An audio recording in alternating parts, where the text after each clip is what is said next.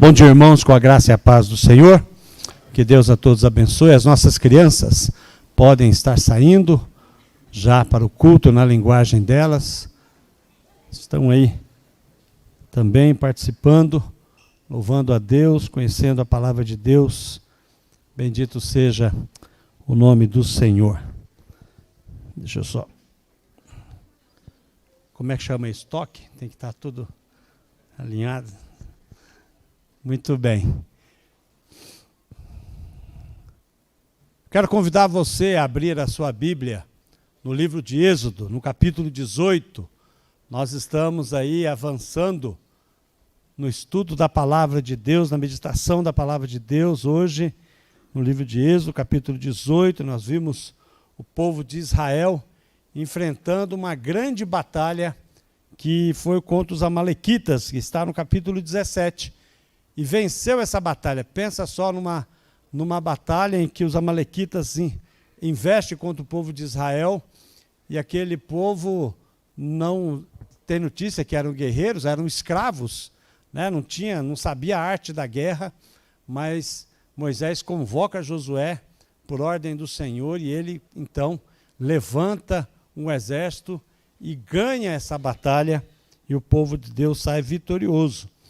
E no capítulo 18 você vê a visita do sogro de Moisés, trazendo a sua esposa Zípora, trazendo os seus 2 filhos, e ele vai ficar tendo notícias daquilo que Deus fez com o povo de Israel, e louva a Deus por isso, e depois ele Jetro vê Moisés conduzindo o povo, liderando o povo, e Jetro dá um conselho para ele, que ele pudesse então fazer lideranças, formar lideranças, para que a sobrecarga que estava sobre ele fosse aliviada, e foi um conselho que veio de Deus, e ele foi extremamente abençoado por Deus diante desse conselho que o seu sogro dá a ele.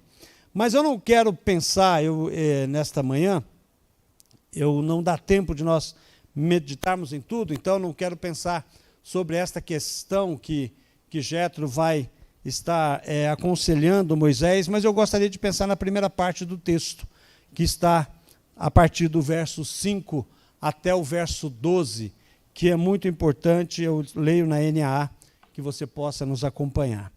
Jetro, o sogro de Moisés, juntamente com os filhos e a mulher deste, veio a Moisés no deserto, onde estava acampado junto ao monte de Deus.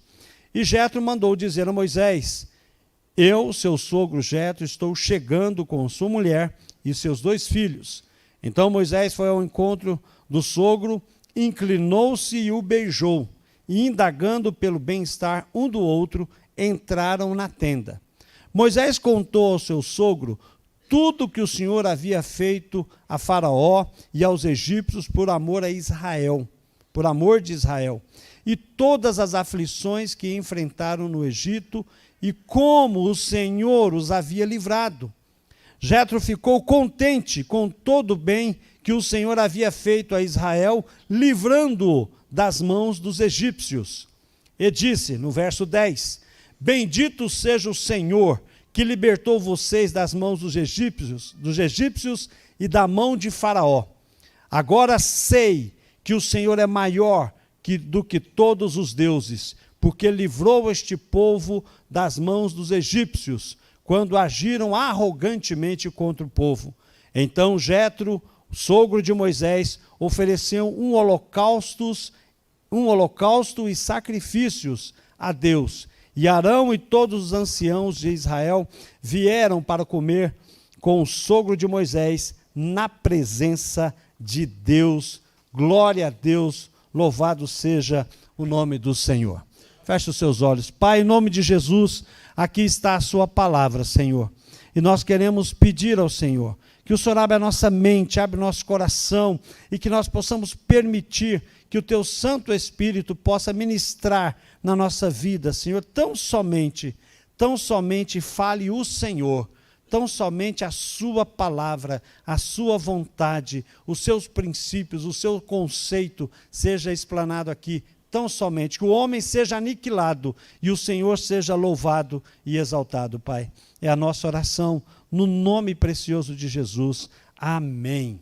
Nós aprendemos algumas lições nesses textos que nós lemos aqui, e eu gostaria de compartilhar com você nesta manhã, para a edificação das nossas vidas. E a primeira lição que nós temos aqui é: o resgate dos israelitas da escravidão é um testemunho da grandeza de Deus. É impressionante, meus irmãos, com o que está escrito no verso 8 ao verso 10. Preste atenção. Moisés contou a seu sogro tudo o que o Senhor havia feito a Faraó e aos egípcios por amor de Israel, e todas as aflições que enfrentaram no Egito, como o Senhor os havia livrado. Jétro ficou contente com todo o bem que o Senhor havia feito a Israel, livrando-o das mãos dos egípcios, e disse: bendito seja o Senhor que libertou vocês das mãos dos egípcios e da mão de Faraó. Moisés conta a todos o que Deus havia feito por eles.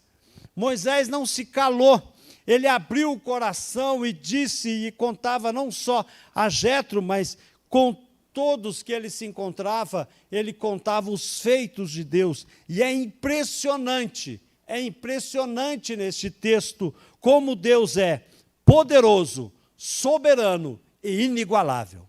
É impressionante. Quando você lê a história, você vê como Deus age, como Deus trabalha, o processo que Deus faz para libertar o povo, como Deus abre o Mar Vermelho, como Deus afoga o exército de Faraó, como Deus traz água, traz pão, traz cordonizes, como Deus faz uma sombra com a nuvem para proteger o povo de dia, e à noite ele faz uma coluna de fogo para aquecer aquele povo. Como Deus é inigualável. E é exatamente isso que o texto mostra para nós. Esses primeiros 3 versículos traz para nós uma expressão do verbo hebraico chamado natsal. É utilizado neste capítulo para destacar a salvação de Deus. O que significa natsal? Natsal significa resgatar, libertar e salvar. Resgatar, recuperar, livrar, alforriar, dar então, resgatar prisioneiros. Era o que o povo de Israel estava, a condição. A condição do povo de Israel era de escravo e precisavam ser alforriados, ser libertos. A palavra também, natsal, significa libertar. O povo estava acorrentado sob o jugo de escravidão. Deus vem, arrebenta as correntes para dar ao povo a oportunidade de servi-lo de coração. É também a oportunidade desse povo servir e conhecer o Deus de Abraão, de Isaque e de Jacó. E também salvar da condenação, salvar do desespero, salvar da angústia, salvar da falta de esperança. Parece que nós estamos falando sobre a situação hoje, porque hoje as pessoas também se encontram nessa mesma condição. Uma vez que não conhecem a Deus, uma vez que não têm experiências com Deus, ela está acorrentada, ela precisa ser resgatada, ela precisa ser libertada, ela precisa ser salva, e eu e você temos a palavra de salvação, e temos então que compartilhar com as pessoas, abrir com todos os pulmões e dizer o que Deus tem feito em nossa vida. O irmão desta igreja me ligou essa semana e disse para mim o seguinte: me ajude em oração, porque eu estou pregando a um jovem que precisa ser liberto, e o que ele precisa é do evangelho puro. Ele não precisa de fábulas, ele não precisa de coisas que possam mudar a sua vida, a sua condição, porque a única coisa que nós precisamos é do evangelho puro, tão somente. E nós precisamos bradar isso, nós precisamos falar às pessoas, em tempo e fora de tempo, para que as pessoas possam, então, serem abençoadas.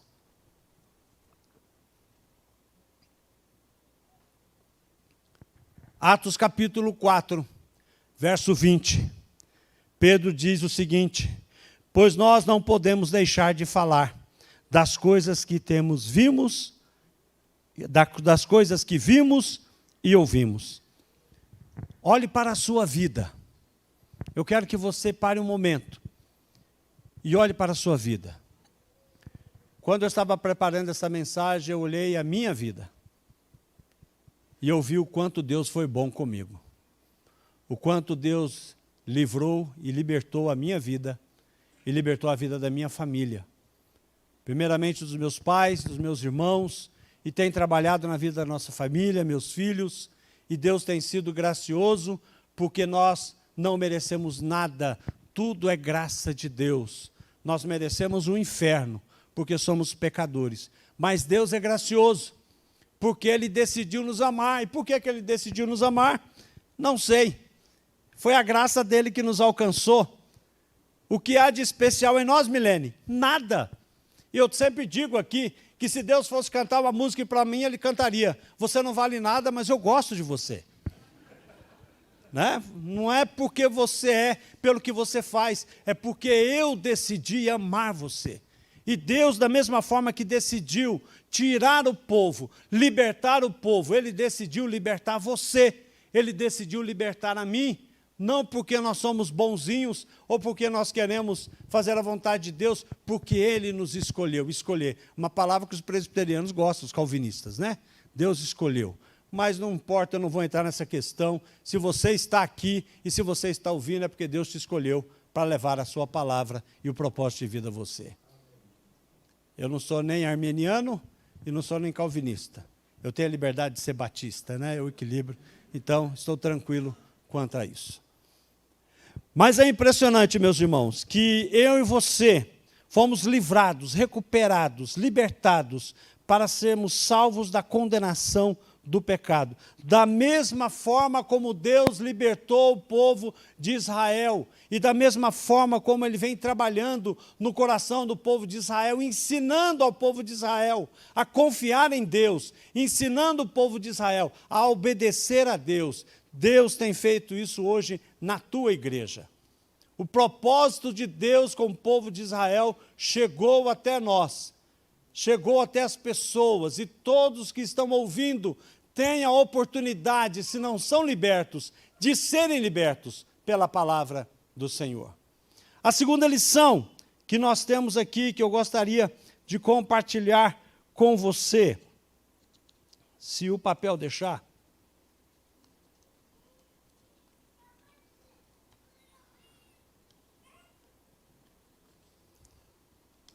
Hoje está mais difícil que o normal.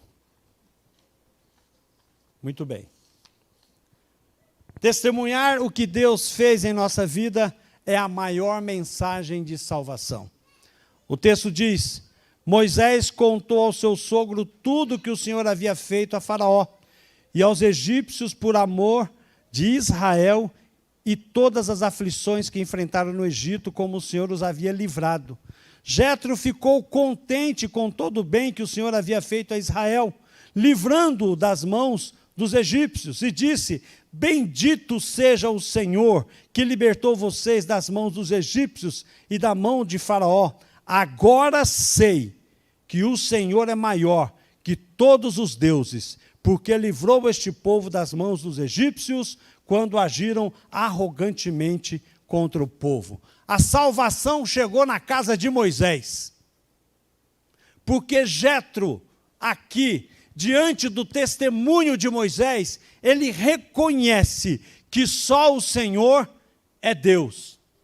Moisés, de forma humilde, reconhece e mostra para o seu sogro que tudo que aconteceu no Egito, até aquele momento, toda a honra, toda a glória é do Senhor.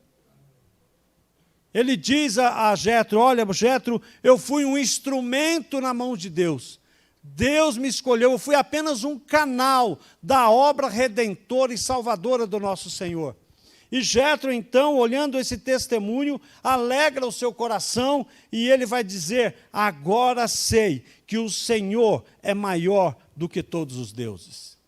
Quando nós pensamos assim, pastor, existem outros os deuses que são poderosos, existem os deuses que as pessoas criam, que as pessoas constroem, que as pessoas colocam diante de si. Salmo 115 diz: os ídolos das nações são prata e ouro, obra de mãos humanas. Tem boca, mas não falam, tem olhos, mas não veem, tem ouvidos e não ouvem, tem nariz e não cheiram, tem mãos e não apalpam, tem pés e não andam, som nenhum lhes sai da garganta, tornam-se semelhante a eles os que os fazem e todos que nele confiam.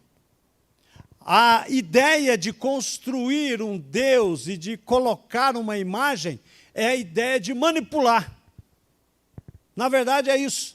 O que as pessoas querem é conseguir manipular o sagrado, tem uma intenção de manipular o sagrado. Eu conheci alguém que tinha um comércio e tinha lá uma imagem de um santo. E levantava de manhã, fazia café na empresa, colocava o cafezinho lá, o copinho de café para o santo, e quando o dia ia bem, na tarde trocava o café, colocava um copo de água, alguma coisa assim. Mas quando os negócios não iam bem, a pessoa ficava chateada com o santo, porque os negócios não foram bem, aí ele castigava o santo, pegava o santo e virava para a cara da parede. Hoje não tem café. Hoje não tem café, está de castigo. Quando os negócios forem melhores, eu viro você para frente, e aí eu trago café para você. A ideia é manipular, e não só manipular. Hoje em dia nós vemos também igrejas chamadas evangélicas que constroem templos de Salomão, que constroem a Arca da Aliança, na ideia de dizer o seguinte: aqui Deus se faz presente.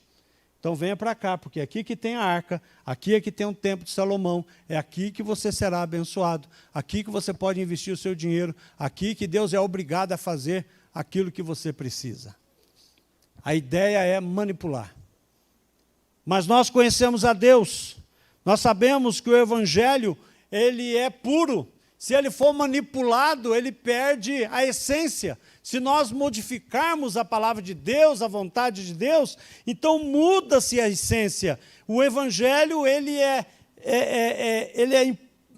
puro e ele é impopular, porque o Evangelho é a única religião que diz para você que você é pecador, que você precisa se arrepender e você precisa ser transformado. As outras religiões não dizem isso. O Evangelho é a única religião que o seu Deus morre por você numa cruz. Não tem religião no mundo assim. Na verdade, o mundo ensina que você pode viver a sua vida como você quiser. Algumas pessoas dizem o importante é que todas as religiões levam a Deus. Não é verdade. Isso não é verdade. A religião que leva a Deus é aquela que apresenta Jesus como Salvador e Senhor da sua vida, que você precisa confessar os seus pecados, reconhecer que você é pecador, pedir perdão e convidar Jesus a morar no seu coração. Essa é a religião verdadeira. É relacionamento com Jesus. É discípulo de Jesus. Jétro, quando vê então aquilo que Deus faz para Moisés e para o povo de Israel, ele passa a conhecer o Deus verdadeiro. E reconhece que esse Deus é o Deus que é capaz de transformar vidas, que é poderoso, soberano e que quer transformar vidas hoje também. É importante, meus irmãos, nesta manhã, nós sabermos que eu e você temos a palavra da verdade, que é o Evangelho puro e simples, sem maquiagem, como ele é, e apresentar este Evangelho às pessoas, porque você foi salvo, porque este Evangelho chegou até você. E você precisa repassar, você precisa testemunhar para a sua família, testemunhar para os seus vizinhos, testemunhar para aquele que talvez você nunca encontrou, mas que você tem a oportunidade de falar de Jesus, e falar de Jesus, testemunhar daquilo que Deus fez. Pastor, mas eu não sei pregar, eu não sei como dizer a palavra, como são os textos. Você sabe o que Deus fez por você. Esse é o maior testemunho e a maior pregação que você pode falar. Eu não sei explicar direito, mas eu sei o que Deus fez na minha vida. Eu sei aonde eu poderia estar hoje. E hoje Deus me colocou no lugar aonde Ele é o centro e aonde eu sirvo Ele. É melhor que nós possamos compreender e aprender através da palavra como levar o evangelho às pessoas. Sim, por isso a escola bíblica dominical é importante, para que nós possamos anunciar e pregar e testemunhar sobre aquilo que Deus tem feito em nossa vida. Pastor, eu não preciso dizer, pastor, eu não preciso falar, as pessoas estão vendo, mas lembre-se, meu querido irmão, que a fé vem pelo ouvir. E ouvir o quê? A palavra de Cristo.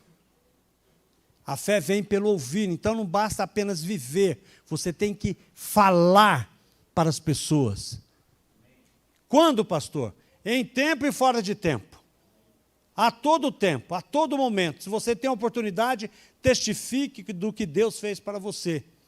E quanto à sua família, pastor, mas já preguei tanto, e já preguei tanto. Aí sim, se você já pregou, ore a Deus, viva a vida santa, de acordo com a vontade, estenda a mão para o seu parente, para o seu irmão, para a sua família, para o seu cunhado, importante. Estenda a mão para o seu cunhado. Mesmo que ele vá lá na sua casa e beba sua Coca-Cola lá, que você deixou guardada, ore pelo seu cunhado. Mostre amor. E demonstrar amor é ação, não é sentimento.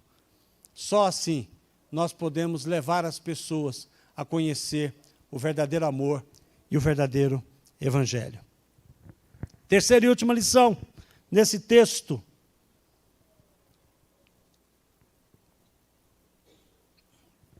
Aquele que reconhece Deus como seu Senhor, oferece holocaustos e sacrifício. O verso 12 diz: então Jetro, sogro de Moisés, ofereceu um holocausto de sacrifícios a Deus. E Arão e todos os anciãos de Israel vieram comer com o sogro de Moisés na presença de Deus. Sempre que alguém se comprometia com Deus, nesse contexto, ele realizava um sacrifício. Sacrificava um animal, queimava tudo no altar. Geralmente esse altar era formado de pedras, madeira e com talvez um cordeiro sem mancha, para que ele pudesse então louvar a Deus e fazer aquele sacrifício. Quando nós chegamos no Novo Testamento, essa aliança de santidade, de mudança de vida e de compromisso, Paulo nos fala em Romanos 12, capítulo 1, 2, quando ele diz: portanto, irmãos, pelas misericórdias do Senhor, peço que ofereçam o seu corpo em sacrifício vivo, santo e agradável a Deus. E este é o culto racional de vocês. E não vos conformeis com os padrões deste mundo, mas deixem que Deus molde o seu coração e transforme pela renovação da mente, para que possa experimentar qual é a boa, agradável e perfeita vontade de Deus. Para que nós possamos servir a Deus e louvar a Deus, é claro que eu não estou dizendo a você para sacrificar o seu pet, né, na sua casa ou no quintal da sua casa, mas quando Paulo chega e o Evangelho chega, o sacrifício é a nossa natureza caída. É cada dia você sacrificar essa natureza caída, fazer com que a sua velha natureza seja sacrificada na cruz com Cristo. Tendo Jesus como exemplo, abrindo mão das suas vontades, abrindo mão dos seus desejos, abrindo mão do seu coração e dizendo: Senhor, o meu sacrifício não é sacrifício de morte, mas é sacrifício de vida. Entregando a minha vida para que o Senhor possa usá-la em prol da tua vontade, matando o velho homem e fazendo com que a nova natureza em Cristo seja revelada cada vez mais, e os meus pecados sejam apagados, e pecado que persiste, eu vou enrolar ele, eu vou embalar ele, vou deixar ele no canto, para que ele não possa ser para que ele não venha à tona, mas eu vou suprimir ele com oração, com santificação, fazendo a tua vontade, para que a tua palavra esteja na minha vida, para que quando as pessoas olharem para mim, elas não vejam a mim, mas vejam a Cristo. Que eu seja aniquilado e que Cristo seja exaltado. O sacrifício é esse, abrir mão das coisas deste mundo, não permitir que este mundo possa moldar a nossa mente, o nosso coração, o nosso intelecto, mas sermos transformados pela renovação da nossa mente, através da palavra de Deus, através do estudo da palavra de Deus, através de uma vida devocional, através de uma vida de oração, através da escola bíblica dominical, cultuando a Deus, intercedendo uns pelos outros, para que nós possamos estar na presença de Deus com sinceridade de coração. Pastor, eu tenho muitas dificuldades com a minha vida, com os pecados que estão em mim. Eu tento chegar na presença do Senhor, mas acho que eu não consigo. Eu acho que Deus não é capaz de me perdoar. Eu acho que Deus não é capaz de transformar a minha vida. Salmo 51, 17 diz: sacrifício agradável a Deus é o espírito quebrantado. E um coração quebrantado e contrito, Deus não despreza. A única coisa que você tem que fazer é se colocar diante do Senhor e fazer como aquele publicano, que nem ousava olhar para cima, mas batia no peito e dizia: tem misericórdia de mim, porque eu não passo de um pecador. E quando Deus vê, quando nós agimos assim, Deus arregaça as mangas e diz o seguinte: então se aquieta, porque o trabalho é meu. A única coisa que você tem que fazer é confiar em mim. Quem vai lutar por você é Deus. Não é você mesmo que vai lutar. A única coisa que você tem que fazer, se coloque diante do Senhor. Senhor, tem misericórdia de mim. Senhor, tem misericórdia da minha família. Que a sua salvação possa transformar não só o meu coração, mas o coração da minha esposa, o coração dos meus filhos, o coração dos meus vizinhos. Senhor, usa a minha vida para que as pessoas possam conhecer a verdadeira libertação, que é Jesus. Salvar, resgatar, libertar, alforriar, tirar a pessoa, o indivíduo, debaixo de uma canga de pecado, de um peso de pecado. Assim como Deus libertou o povo de Israel, assim como Deus fez que Jétro pudesse reconhecer que só o Senhor é Deus. O Senhor está aqui nesta manhã, pela instrumentalidade do seu Espírito Santo, movendo o coração, batendo a sua porta, dizendo: abra que eu vou mudar. Abra que eu vou transformar. Abra que milagres vão acontecer na sua vida. E talvez a situação não vá mudar externamente, mas ela muda de dentro para fora. Porque nós deixamos o Senhor entrar e transformar as nossas vidas. Que nessa manhã, meus irmãos, você possa sair daqui como Jétro, com a vida transformada, ouvindo as maravilhas do Senhor, reconhecendo que Deus é um Deus inigualável, soberano, amoroso, e reconhecendo que esse Deus, que é único, com certeza, seja Deus na sua vida. Que Deus nos abençoe. Feche seus olhos, eu gostaria de orar com você. Pai, em nome de Jesus, somos gratos pela libertação que o Senhor nos concede. Somos gratos a Deus porque, da mesma forma que o Senhor já usou de grandes maravilhas com o povo de Israel e na vida de Jétro, nós te louvamos, porque o Senhor tem feito hoje também. O mesmo Deus que libertou o povo de Israel, o mesmo Deus que Jétro reconheceu que é grande, é o mesmo Deus que está aqui presente nesta manhã, sondando os corações e buscando transformação. Muito obrigado, Senhor, pela vida de cada pessoa que está aqui. Que haja, ó Deus, verdadeiramente transformação. Aqueles ainda que não reconheceram o Senhor como Salvador e Senhor, que esta manhã possam reconhecê-lo. Nós oramos gratos no nome de Jesus. Amém. Que Deus a todos abençoe.